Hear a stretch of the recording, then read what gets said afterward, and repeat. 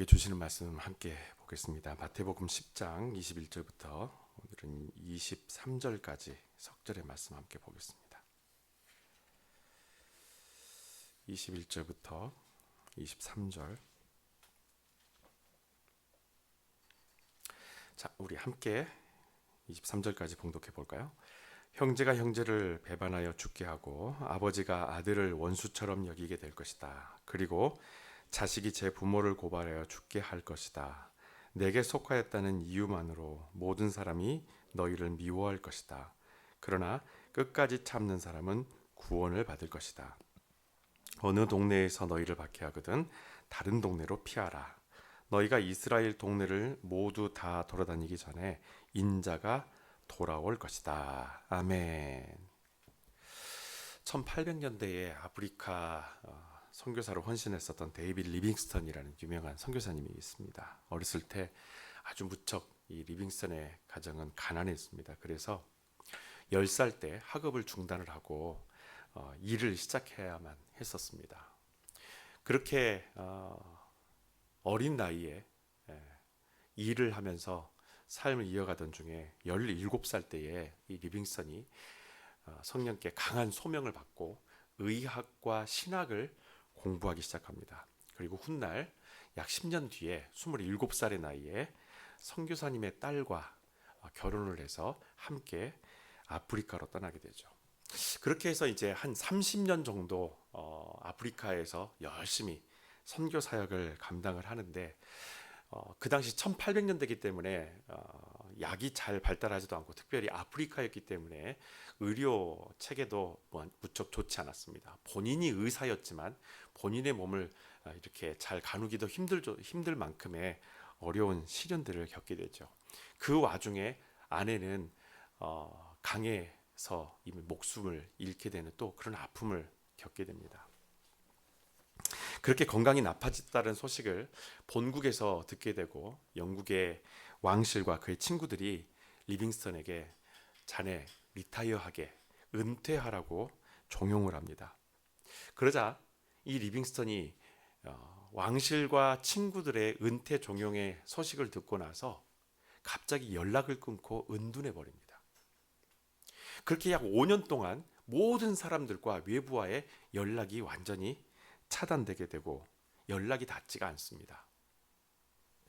그러자 리빙스턴의 친구들은 자취를 감췄던 친구를 찾기 위해서 뉴욕 헤럴드의 중개원이었으면서도 또 통신원이었으면서 탐험가였던 헨리 스탠리를 보내서 그를 찾게 했고 드디어 리빙스턴을 만나서 스탠리가 영국으로 돌아갑시다 라고 제안을 합니다. 하지만 리빙스턴은 그 제안에 이렇게 답변을 합니다. 아프리카 선교는 헌신이 아닙니다. 하나님께서 주신 은혜에 대한 보잘것없는 보답입니다. 여러분, 리빙스턴은 자신의 헌신을 내가 주님께 무언가를 해주는 것이 아니라 보답하는 개념으로 생각했던 것입니다. 아프리카에서의 삶, 물론 건강이 나빠졌지만 그 삶의 시간 가운데서 다른 사람들은 참 대단한 일을 한 것처럼 자신을 여기고 그렇게 높여주고 걱정해줬지만 실질적으로 리빙스턴 자신한테는 그 30년이 넘는 시간 가운데서 가족도 잃었어요. 자기의 건강도 잃었어요. 하지만 그 안에서도 리빙스턴은 이것은 내가 하나님께 무엇을 해드린 것이 아니라 나는 이미 받은 것에 대한 보답을 매일매일 하며 살아갔다라고 자신의 삶을 그렇게 반추합니다. 그렇게 하고 그 아프리카에 남아있은 뒤에 2년 뒤 그는 병으로 세상을 떠나게 됩니다. 여러분, 헌신이 뭘까요? 헌신은 내가 주님께 무언가를 얻어내기 위해서 하는 것이 절대 아닙니다. 주신 것에 감사함으로 보답하는 것이 그것이 헌신입니다. 그래서 헌신은 아주 특별한 부르심을 입은 그런 사람들의 전유물은 절대 아니라는 거예요. 성경에는 어느 특별한 사람에게만 특별한 헌신을 요구했던 흔적이 없습니다. 누구에게든지 그 사람을 하나님께서 택하셔서 그에게 사명을 주시고 그에게 그 마음을 부어주실 때 그가 그 은혜로 주님께서 베푸신 그 길을, 주님께서 원하시는 그 길을 걸어갔던 것이죠. 여러분, 특별한 사람에게 헌신을 요구하기보다는 오히려 헌신함을 통해서 세상과는 구별된 특별한 존재로 각자 살아가고 있는 것이 바로 저와 여러분의 오늘날의 신앙생활입니다. 저와 여러분의 오늘날의 신앙생활은 그래서 이것을 헌신이라고 말할 수 있는 것입니다. 지금 여러분의 삶은 헌신입니까? 예수 그리스도의 제자라면 누구나 삶은 헌신이 되어야 됩니다. 예수님은 제자들이 복음의 증인으로 살아갈 때에 그들이 겪어야 할 현실에 대해서 계속해서 낱낱이 말씀해 주고 계십니다. 그것을 통해서 우리는 오늘 헌신이 무엇인지를 알게 됩니다. 이 삶 속에서, 이런 환경 가운데에서 우리가 예상할 수 없고 우리가 예측하기 할 수 없는 이 상황 가운데서 우리는 과연 무엇이 헌신일까? 여러분, 예수님께서 복음을 전하는 제자들에게 일러주신 현실은 무척 당혹스러웠습니다. 복음이 전파되면 사람들이 막 열광하거나 아니면 회개가 막 터지면서 그 복음 앞에 사람들이 몰려들 줄 알았는데 현실은 그렇지 않다라는 거예요. 분명히 제자들에게 부어주신 병 고치는 능력과 귀신을 쫓아내는 영적 권능을 주셨음에도 불구하고 그것을 만약에 발휘했었다면 많은 사람들이 그 복음 앞에 열광하고 그 복음 앞에 엎드려야 되는데, 예수님은 오히려 21절에 보면 형제가 형제를 배반하여 죽게 하고 아버지가 아들을 원수처럼 여기게 되고 자식이 제 부모를 고발하여 죽게 할 것이라는 충격적인 말씀을 하세요. 여러분, 이것이 복음의 특징이에요. 복음은 세상의 흐름에 비율을 맞추거나 타협하지 않습니다. 그래서 변화시키는 능력이 있는 거예요. 변화는 이전과는 다른 새로운 방향을 따라가는 것입니다. 그렇기 때문에 충돌이 불가피합니다. 저와 여러분이 복음을 가지고 살아갈 때에, 이 복음을 통해서 받은 그 은혜로 삶을 헌신할 때에 충돌하는 것은 우리가 불가피한 선택이 될 수밖에 없다는 거예요. 어쩔 수 없이 우리는 복음이 아닌 것과 복음을 거부하는 것과 충돌하게 되어져 있습니다. 예수님의 제자들과 그리스도를 믿는 자들에 대한 핍박이 오늘 어느 정도인지 21절을 통해서 예수님께서는 제자들에게 분명하게 말씀해 주세요. 즉, 성도들의 가장 가까운 사람들마저도 성도들이 그리스도를 따른다는 이유만으로 핍박할 것이라고 예수님께서는 말씀을 하시는 겁니다. 저와 여러분에게 가장 가까이 있는 사람들, 그런 사람들을 통하여서 오히려 그런 복음에 대한 핍박, 복음에 대한 거부감, 그 복음에 대한 잘못된 이해 충돌들이 끊임없이 일어난다는 거예요. 여러분, 그런데 이것은 어제 오늘의 이야기는 절대 아닙니다. 예수님께서 복음을 전하는 바로 그 시대에만 충돌이 일어나거나 그 시대에만 이런 현상이 일어나는 것은 절대 아니라는 거예요. 이미 구약의 미가 선지자가 이 사실을 예언한 것이 있습니다. 미가서 7장 5절 6절입니다. 시대가 험악해졌으니 내 이웃을 믿지 말고 내 친구도 의지하지 말며 내 품에 누워있는 여인 앞에서도 내 입의 문을 꼭 지켜라. 아들이 아버지를 깔보며 딸이 어머니에게 대들며 며느리가 시어머니에게 대항하기 때문이다. 그렇다. 사람의 원수가 바로 자기 가족들이다. 아멘. 미가는 어떤 얘기를 합니까? 미가는 우리에게 삶의 늘 마지막 종말론적인 삶에 대한 이야기를 합니다. 우리의 삶은 늘 끝선에 서 있습니다. 미가가 지금 말씀을 선포하고 있는 바로 이 상황 가운데서도 이스라엘은 하나님의 그 말씀 앞에, 경고 앞에 늘 서 있으면서 하나님의 그 심판의 끝선에 서 있었던 사람들이에요. 그들을 향해서 늘 종말론적인 하나님의 은혜와 그 하나님의 임재 가운데 살아가는, 그 하나님의 말씀이 살아 숨쉬는 상황 가운데 살아가는 그 상황 가운데에서 미가는 이렇게 선포합니다. 여러분의 가장 가까운 사람이 여러분들을 힘들게 할 것이고 여러분 그 사람들을 의지하지 마십시오. 사람을 믿지 마십시오. 사람을 의지하거나 사람을 믿는 것보다 오히려 사람이 우리의 원수가 될 수 있다는 것을 이야기하고 있어요. 여러분, 이렇게 미가 선지자는 경고하면서도 동시에 하나님의 백성이 어떻게 살아가야 하는지를 빼놓지 않고 곧이어서 이렇게 이야기를 합니다. 다 같이 한번 7절 읽어볼까요? 그렇더라도 나는 주님을 바라보며 그분의 도움을 기다리고 있다. 하나님께서 살려주시기를 나는 고대하고 있다. 나의 주께서 내 소원을 들어주실 것이다. 아멘. 미가는 그렇게 고백을 해요. 나는 주님을 바라본다. 나는 지금 이런 상황 가운데서도 가장 가까운 사람이 나에 대해서, 나의 복음에 대해서, 내가 믿고 있는 이 믿음에 대해서, 나의 중심에 대해서 흔들려고 할 때에 그럼에도 불구하고 나는 오직 여호와 하나님을 바라본다.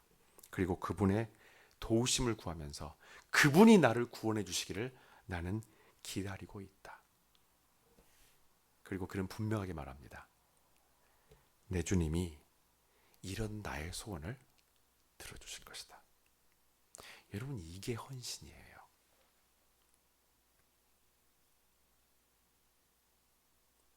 정상적이지 못한 상황 가운데서, 하나님의 나라가 아닌 그런 정상적이지 못한 그런 상황 가운데에서도 마음이 흔들리지 않고 주님만 바라보며 살아가는 것, 오직 주님께 소망을 두고 살아가는 것, 그분이 나의 기도와 나의 소원을 들어주시고 내 부르짖음에 응답하실 것이라는 것을 신실하게 믿고 기다리는 것,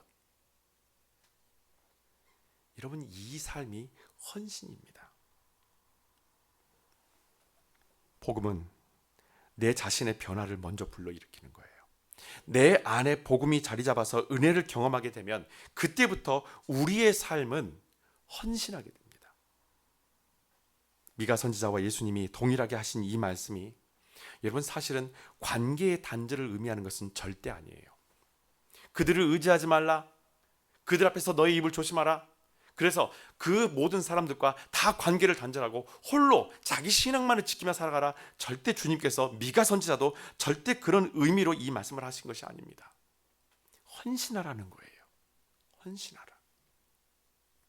전적으로 너를 하나님 앞에 드려라.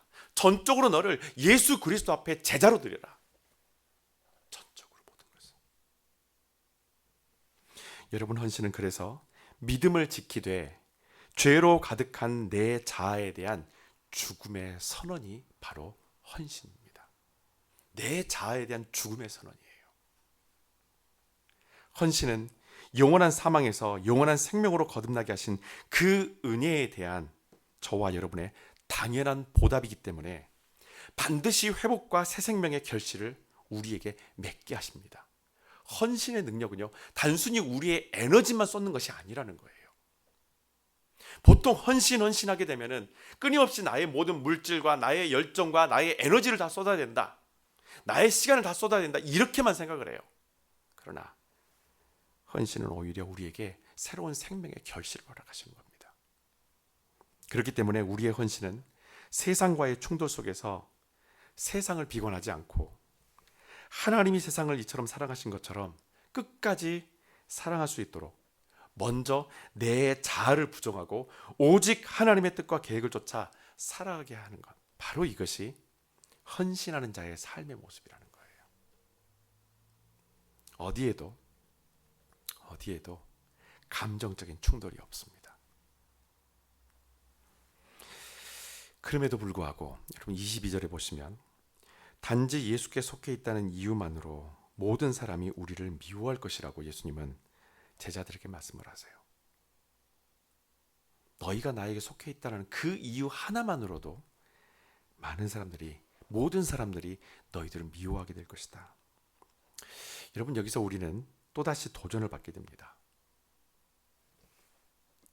이래도 헌신하며 살 것인가?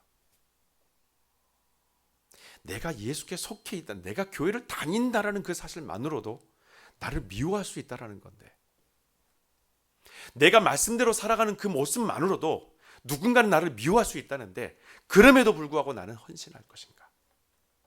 그럼에도 불구하고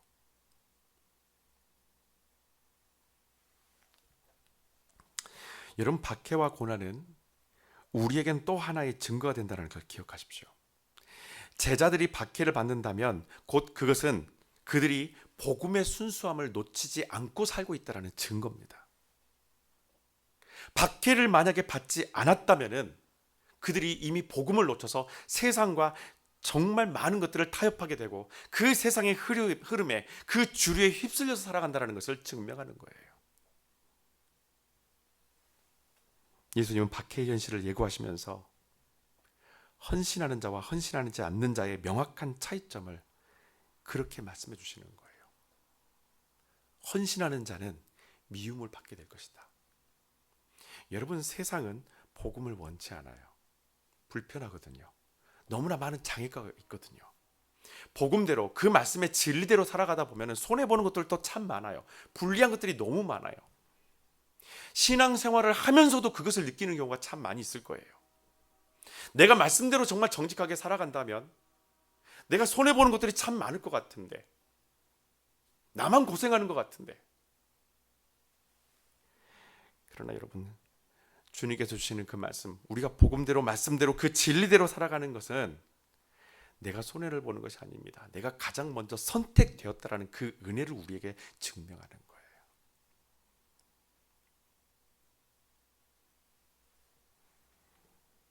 예수님께서 제자들에게 박해에 대해서 전제하셨던 것은 너희가 내게 속하였느냐, 바로 그것이었어요. 너희가 내게 속하였느냐, 내가 주님께 속하여 있는가. 박해에 다른 조건 없어요. 여러분, 박해받고 싶나요? 예수 그리스도를 통해서 박해받고 싶나요? 그분께 속해 있으면 박해받게 되어 있습니다. 핍박받게 되어 있어요. 등돌림을 당하게 되어 있어요. 무시함을 당하게 되어 있어요.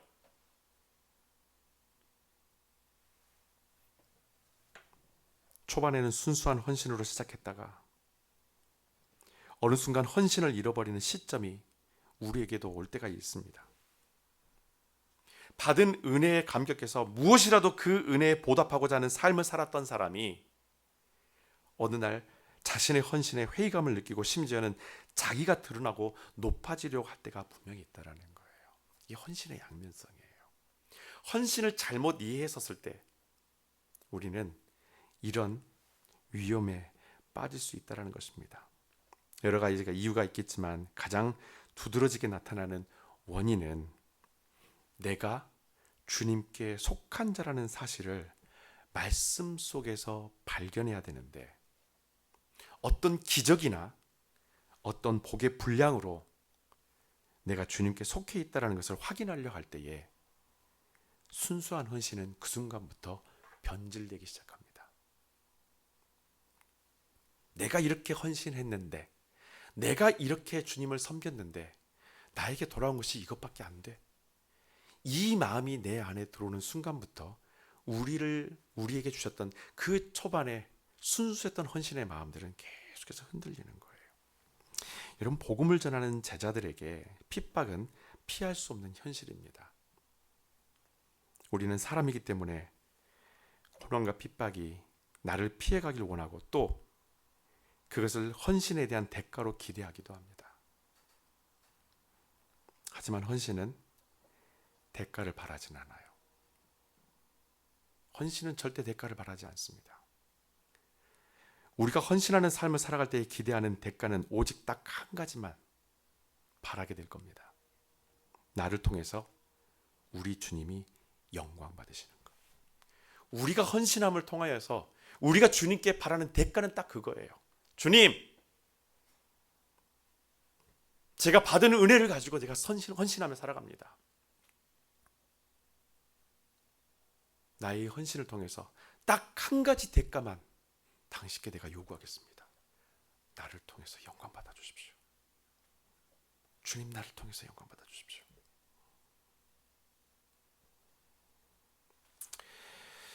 (10월) 달이 다음 달이죠. 벌써 다음 달이면 조용택 목사님의 일주기가 됩니다. 많은 분들이 목사님께서 임종하시기 하루 전에 찍었던 가족 예배 동영상을 보셨을 것입니다. 저는 목사님이 마지막 힘을 다해서 전했던 그 메시지를 지금도 잊을 수가 없습니다. 내가 대장이 아닙니다. 내가 되장 되려고 하지 맙시다. 마지막 당신이 힘을 다해서 가족들을 향해서 외쳤던 메시지는 그거예요.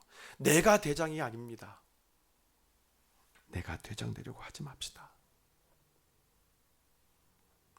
여러분, 이것이 평생을 주를 위해서 헌신한 종의 고백입니다.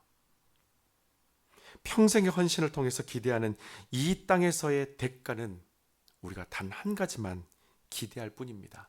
내가 대장되지 않고 오직 나를 구원하신 우리 주님이 보잘것없는 나의 이 헌신을 통하여서 영광을 받으셔야 된다는 겁니다.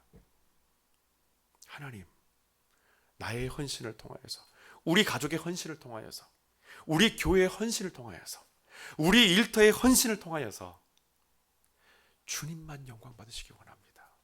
주님의 이름이 높여졌으면 좋겠습니다. 그렇습니다, 여러분. 헌신은 변함없이 주께 속해 있는 것입니다. 내가 주 안에 거하고 내가 주 안에 속해 있다면, 내 주님께 속해 있는 삶을 살아가게 된다면 우리의 헌신은 내가 바라는 그 무엇인가를 얻는 것이 아니라 주님께서 원하시는 그 길을 향해서, 주님께서 뜻하신 바를 향해서 우리가 함께 묵묵히 나가고 그것을 비로소 선물로 얻게 되는 놀라운 은혜가 우리에게 돌아오게 될 것입니다.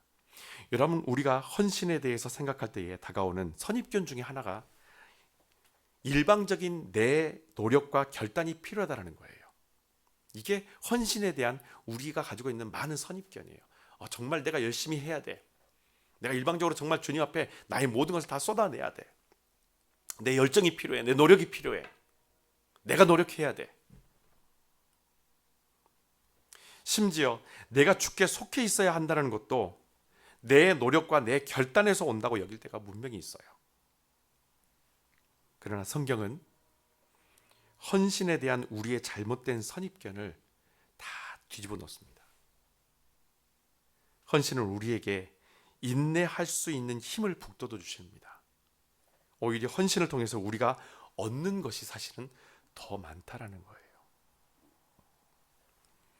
여러분, 헌신은 우리에게 다가오는 어떠한 고난과 핍박 속에서도 우리에게 이미 베푸신 그 은혜가 더 크다라는 것을 깨닫게 하십니다.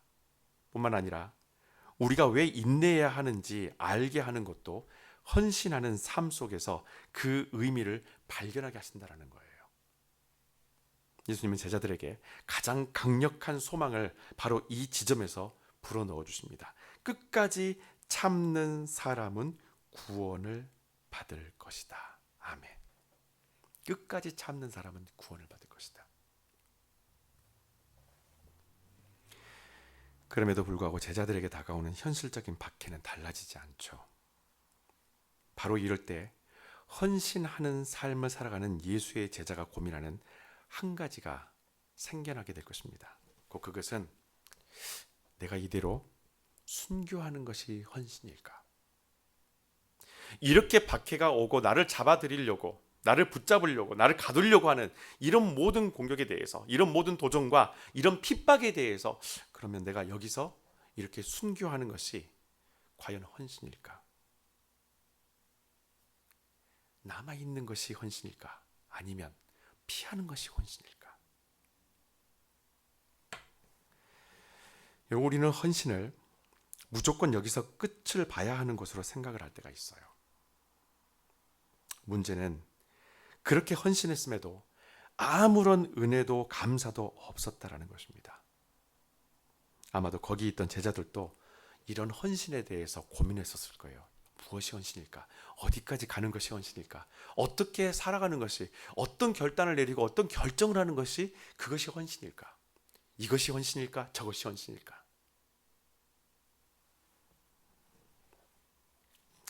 23절 보실까요? 예수님께서 이렇게 말씀하십니다. 어느 동네에서 너희를 박해하거든 다른 동네로 피하라. 생명을 지키기 위해서 예수님께서 비겁하게 도망가라고 말씀하시는 것이 절대 아닙니다. 예수님께서 피하라고 말씀하신 것은 네 목숨 부지하기 위해서 그냥 비겁하게 도망쳐라, 몸을 숨겨라, 절대 그런 의미가 아니죠. 주님은 제자들에게 이 복음이 효율적으로 잘 전해질 수 있도록 자기 생명을 보존하라고 말씀을 하십니다. 여러분, 무조건 순교하는 것만이 헌신이 아니에요. 오히려 그것이 나의 욕심이 될 수 있어요. 예수님도 베드로도 바울도 박해를 피해서 피하신 적이 있습니다. 저는 여러분이 하나님 앞에서의 헌신의 문제를 사람과 논의하기 전에 먼저 기도하실 것을 강력하게 부탁드립니다. 나의 헌신에 대해서, 내가 예수의 제자로서 내가 앞으로 어떻게 헌신하며 살아갈 것인가, 나의 헌신은 무엇인가, 어떻게 헌신해야 될 것인가에 대한 모든 것에 대해서 성령께 간구하시기를 바랍니다. 여러분, 제자들이 자신들도 여러 가지 많은 상황 가운데서 내가 여기서 내 모든 삶을 끝낼 것인가, 아니면 더 나아갈 것인가, 이것을 고민할 때에 자기 생각으로 하지 않습니다. 주님께서 말씀하신 것은 기도하라는 거예요. 간구하라는 거예요. 우리 지난주에 말씀을 나눴죠. 성령께서 너희에게 필요한 말씀을 주시고 성령께서 너희가 무엇을 행할지를 가르쳐 주시기 때문에 제자들이 해야 될 것들은 무엇입니까? 간구하는 거예요. 기도하는 거예요. 내 뜻을 따르지 않는 거예요. 심지어 순교하는 것조차도 헌신하면서 이 헌신을 어떤 방식으로 계속해서 이어갈 것인가, 이 모든 것마저도 내 결정과 내가 그냥 갖고 있는 생각의 탄력을 받아서 가는 것이 아니라 성령께서 나에게 말씀하시고 그분의 뜻을 좇아서 때로는 피하기도 하고 때로는 그곳에 머물러서 마지막 영광의 날을 맞이하는 것, 이것이 바로 진정한 헌신자의 모습이라는 것입니다. 헌신은 나와 하나님 사이에서 나누는 은밀한 교제예요. 사람들에게 자랑하며 드러내지 않고 은밀히 주님과 동행하면서 교제하는 삶이, 그것이 바로 헌신입니다. 요즘에 교인들이 저에게 목사님 요즘에 이사도 하시고 선교도 갔다 오시고 또 봄 양육 이렇게 스케줄도 많고 많이 바쁘시겠어요. 정말 힘드시겠어요. 목사님 건강이 걱정돼요. 걱정해 주신 건 감사하는데 저는 늘 똑같은 얘기를 해요. 저의 일상입니다. 특별한 일이 아닙니다.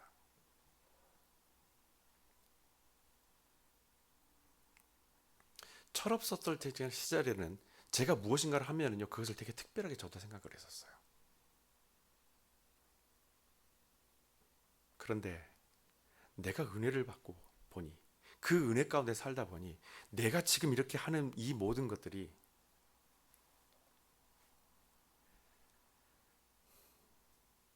하나님 앞에 드리는 당연한 나의 일상이라는 겁니다. 요즘 그래서 저는 마음이 너무 편해요. 당장 다음 주부터 많은 스케줄들이 있지만, 해야 될 일이 참 많이 있지만 마음이 너무 편해요. 왜? 그게 나의 일상이니까. 예배하는 건 나의 일상이니까. 말씀을 가르쳐야 되는 것은 나의 일상이니까. 성도들 돌봐야 되는 것도 나의 일상이기 때문에. 헌신의 기쁨이 바로 이런 것이구나 라는 것을 발견하게 됩니다. 여러분, 우리가 기도할 때에 성령께서는 우리가 더 이상 물러서지 말아야 할 마지막 결단의 시간을 우리에게 일러주실 것입니다. 그것은 우리 주님께서 저와 여러분을 영원한 나라로 부르시는 바로 그날, 우리 주님이 나를 찾아오시는 바로 그때입니다. 23절 마지막 끝부분, 이스라엘 동네를 모두 다 돌아다니기 전에 인자가 돌아올 것이다. 여러분, 그때까지 제자들은 자신의 자리에서 자신이 해야 할 일들을 감당하면 됐다라는 겁니다. 주님께서 말씀하시는 거예요. 그때가 언제인지는 말씀하지 않으셨어요. 제자들에게 말씀하셨던 것은 모든 동네를 다 돌아다니기 전에 내가 인자가 올 것이다. 이스라엘이라는 한 나라를 국한에서 보게 된다면 그러면 그 당시에 이미 예수의 재림이 끝난 것인가? 여러분, 이스라엘은 모든 열방을 대표하는 거예요. 하나님의 백성을 대표하는 거예요. 땅끝까지 복음이 전파될 때에 우리 주님은 오십니다. 그때까지 제자는 자신의 자리에서 자기에게 맡겨진 그 사명을 묵묵히 감당하는 겁니다. 그래서 헌신은 우리 주님이 오실 길을 예비하는 것이 헌신입니다. 나의 헌신이 에너지만을 쏟는 그런 소모적인 일들이 절대 아니라는 거예요. 내 헌신이 어느 일회성 사건과 이벤트로 끝나는 일이 아니라는 것입니다. 우리의 헌신은 그 자체가 우리 주님 오심을 예비하는 것입니다. 여러분, 세례 요한이 예수님이 오시기 전에 그는 자신의 삶을 통해서 헌신을 했었어요. 무엇을 헌신합니까? 그분이 오실 길을 예비하는 거예요.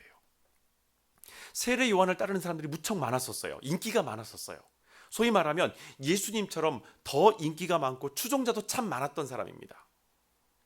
그럼에도 불구하고 세례 요한은 광야에 머물면서 메뚜기와 서청을 먹어가면서 주님께서 오실 그 메시아가 오실 그 날을 예비하면서 광야의 소리로 남게 되었다라는 거예요.